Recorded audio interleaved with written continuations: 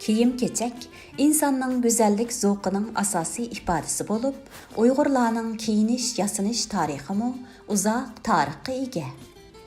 Ajdodlarimiz ovchilik, ko'chman chorvachilik bilan shug'ullangan davrlarda chorva mol va hayvon terilaridan, qo'y yungi to'qilmalaridan kiyim kiygan. Uningdan keyingi davrlarda paxta to'qilmalari, paxta yung aralash to'qilmalar va yipak to'qilmalaridan kiyim kiydigan bo'lgan. O'ttir asrlarda qo'lyog'liq, bag'irdoq, dazmol qatorliq buyumlarni ishlatadigan bo'lgan. Uyg'urlarning kiyim-kechak madaniyati kiyim-kechak turi va shaklida, yasinish odatlarida ifodalanadi. Kiyim-kechaklar jins va yosh quramiga qarab farqlanadigan bo'lib, har qaysi rayonlarda o'zgacha alohidlikka ega bo'ladi. Üst kiyim. Uyg'urlarda üst kiyim chapan ishton deb ataladi. Chapan üst kiyimning umumiy atalishi bo'lib, shakliga qarab yana xos nomda ataladi. Shuningdek, uzun chapan, kalta chapan, faslga qarab yozliq qishliq chapan, jins farqiga qarab aranchi ayolchi chapan deb ataladi.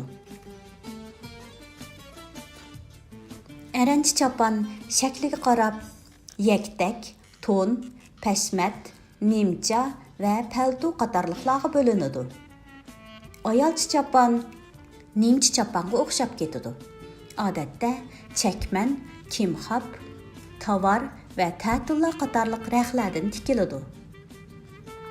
Ayolchi chapanning yoqsiz chapan va bo'rak yaqiliq chapan qatorliq turlari bor. Ishtonmi arancha va ayolchi deb bo'linadi. Aranchi tambalning pushqig'i tarroq va qisqaroq keladi.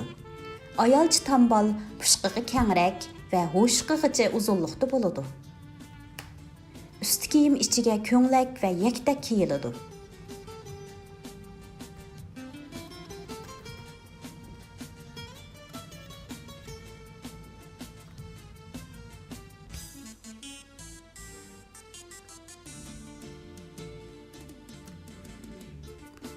Aranchi ko'nglak. Aranchi ko'nglak o'ymi yaqiliq xalta ko'nglak, yaktak ko'nglak, mayda yaqiliq va to'sh yaqiliq xalta ko'nglak, yon izmiliq ko'nglak degandek bir necha xil keladi.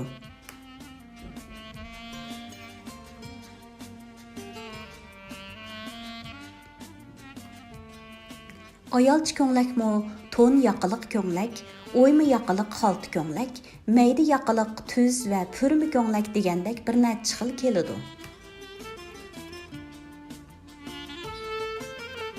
Qishliq kiyimlardan juva, o'ng juva va toshliq juva deb ikki xilga bo'linadi.